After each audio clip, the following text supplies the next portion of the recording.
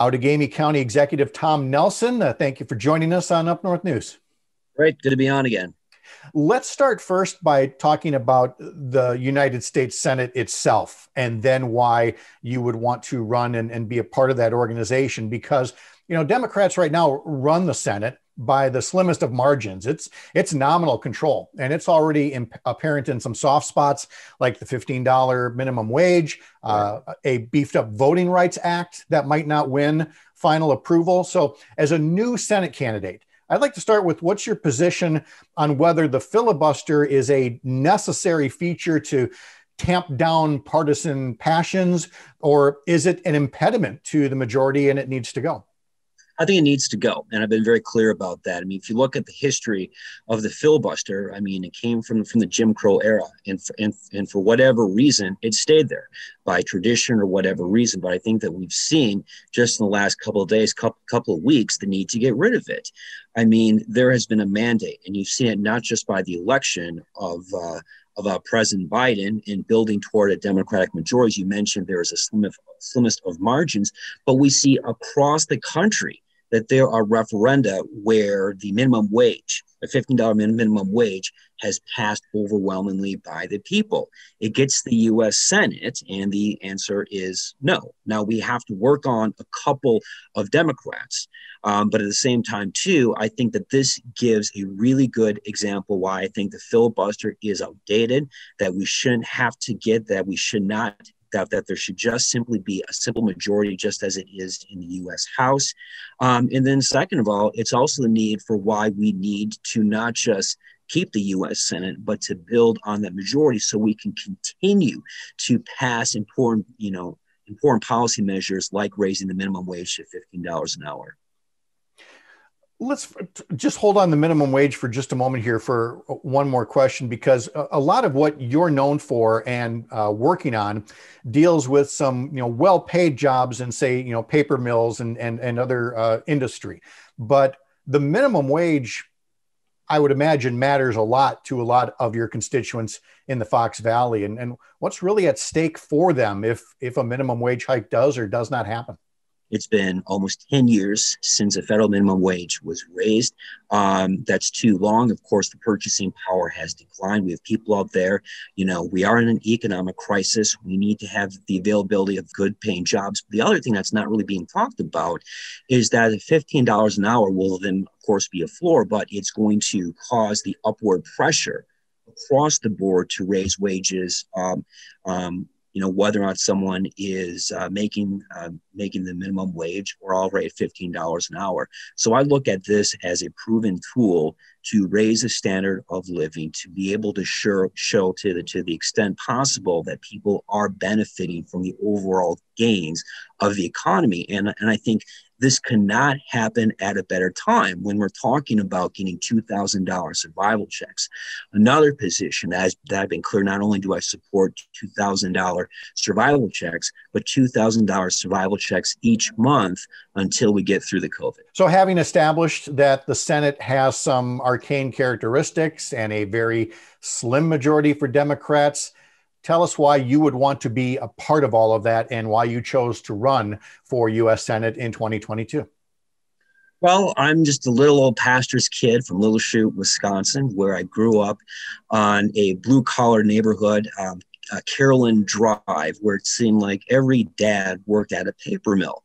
And I spent one summer hauling pulp at one of those mills, and at another, as county executive, I helped save that mill.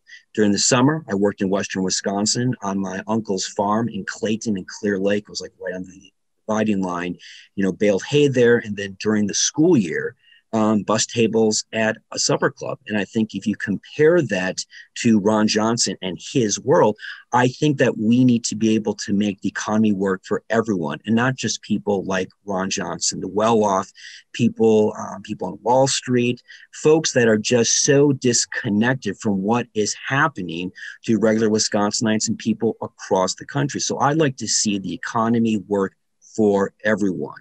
People, working families on Carolyn Drive, family farms in Clear Lake, and main streets on businesses up and down Main Street all across the state and all across the country. The other thing I like to mention too, though, it's a little bit about who I am and what I want to do. But I think one of the top questions that you're going to get during this primary is the same question we had during the presidential primary, which is who can beat Ron Johnson. I'm from a tough part of the state when it comes to campaigning, Green Bay, Fox Valley area, a part of the state that Democrats have not really done so well, with the exception of Tammy Baldwin. And I've won there 6 times. I've won there 3 times as county executive, a post I have right now. And before that, when you and I served in the legislature together, won 3 times in my assembly district, and the last term served as majority leader. And so I think that those 3 areas, who I am, what I want to do, and how I can win, I'll be repeating that throughout the campaign. And I think people are going to respond to that. And that's the path for which I seek the nomination. Let's talk about the campaign that any Democrat would have to do against Ron Johnson, assuming that he runs, specifically on the issue of his role in continuing to make false claims about the election.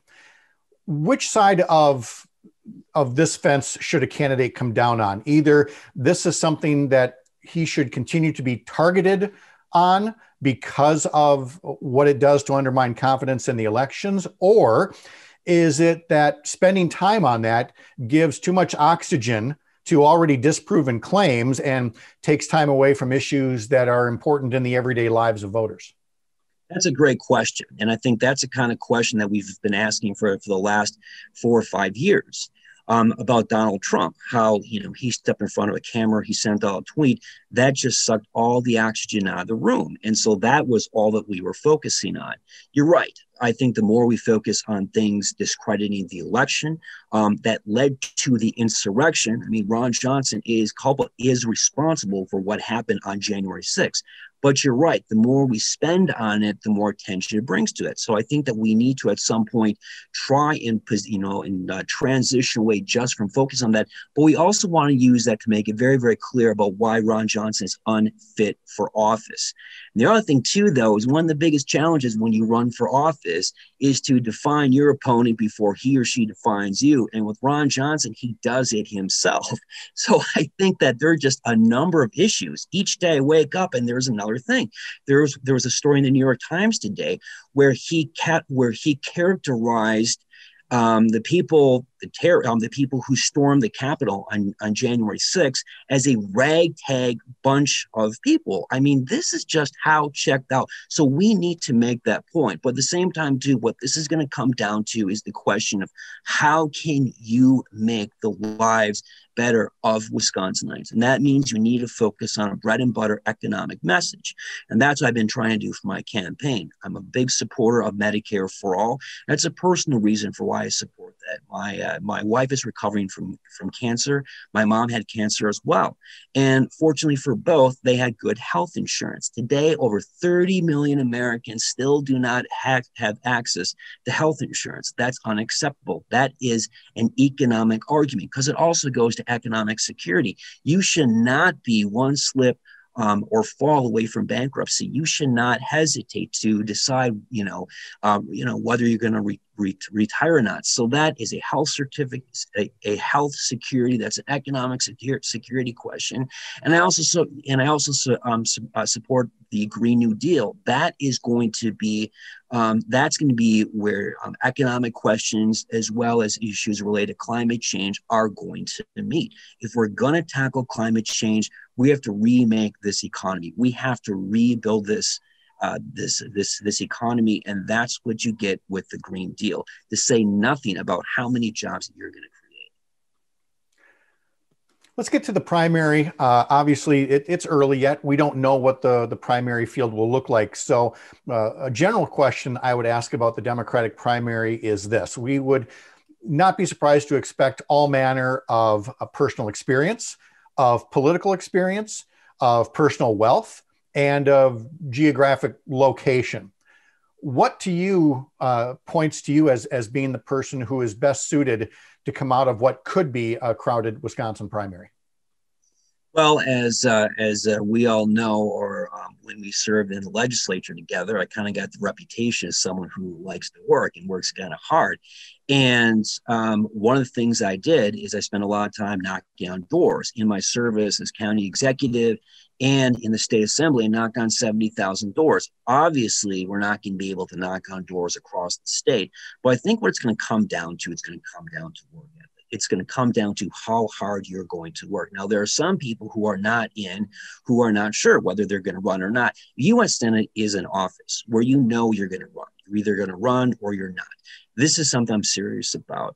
What I have going for me is both time and my work ethic. It's a big reason why I got in last October. I wasn't going to give Ron Johnson one more day, one more week, or one more month of not being held accountable. But that's also going to give me the time that I need to go around the state, virtually and otherwise, building support, getting endorsements, and raising the funds necessary to get your message out. Obviously, I don't have billions. I'm not going to have those kind of resources, but I also think that Wisconsinites can see through that. They're going to look at the candidates and look at the candidates who best represent their interests and their values. And I think that is what I'm able to do. I can show that through my work as county executive and as in the legislature, where both you and I championed important progressive change. And then as county executive, where here in Joe McCarthy's home county, I was able to take a regional county airport worth $400 million of economic activity each year to an international airport that generates over $700 million worth of economic activity every year. And I'm going to be able to point to concrete examples, not just my positions on the issue, not just legislation I supported, but things that I did as county executive. I'm not sure if anybody else is going to be able to do that, whether it's economic activity at an airport, criminal justice reform, to things we might take for granted. We have one of the largest single stream recycling operations in the state. I mean, those are all things that are important to communities and all things that I think voters appreciate. One more thing I want to mention. This year, this I think is tailor-made for a local official to run for the U.S. Senate, because maybe it seems pretty for a local official to run for the U.S. Senate. But keep in mind, it's local officials like mayors and county executives in the absence of leadership from Washington, with people like Ron Johnson making it so difficult to govern and lead during the time of a pandemic. It's fallen to county executives and mayors to lead their communities and lead the country. We had to work hard to try to get a testing site. I was one of the first county executives to close down non-essential county operations. And we also had to get together as a community along with the city of Appleton to start up to facilitate our own vaccine clinic. So that's another thing too, that if we can take on a pandemic, there really isn't a single issue we cannot take on. I also think that best prepares me and a message we're going to take, and a message that I think people are going to really respond to. You have recently published a book about your experience as Outagamie County executive in fighting to save a paper mill in your area. What lessons from that experience are you hoping to bring to the campaign to convey about saving jobs, especially in an era of hedge fund ownership and global markets? What are those lessons from your experience you talk about in the book that you want to bring directly to this race for Senate? Another great question. I think the experience that Appleton coded, where a local union, myself, and a few others challenged the sale of this 120-year-old paper mill that was the cornerstone to the village of Combined Locks and also greater Outagamie County. We challenged this sale to a scrap dealer from California. We prevailed on a judge to give us a second chance to run the mill. We did. It's alive and well today, supporting 300 jobs. In 2017, when we were going through the throes of this experience, we received nothing from Governor Walker, and we received nothing from local GOP legislators. We had to do it on our own. And we were left to our own devices. We organized people together. We took on an insurmountable task, it seemed, and we survived, and it's now thriving. That is proof positive that a people-powered campaign focused on the grassroots with not a lot of resources can prevail and can win. We did it in saving a 120-year-old mill that everybody had written that off, that said that we could not succeed. That proves that you can use limited resources, you get your friends, you get your community together, and you can do incredible things. We did with Appleton Coated Mill. We're going to do it here in this race for the U.S. Senate. There are folks who might be surprised, perhaps even disheartened, to think that the Foxconn deal might still be an election issue in 2022. But by comparison of what you went through with the paper mill in the Fox Valley, you apparently have a valid comparison as to how a state government and local governments should pursue or not pursue job creation and business incentives.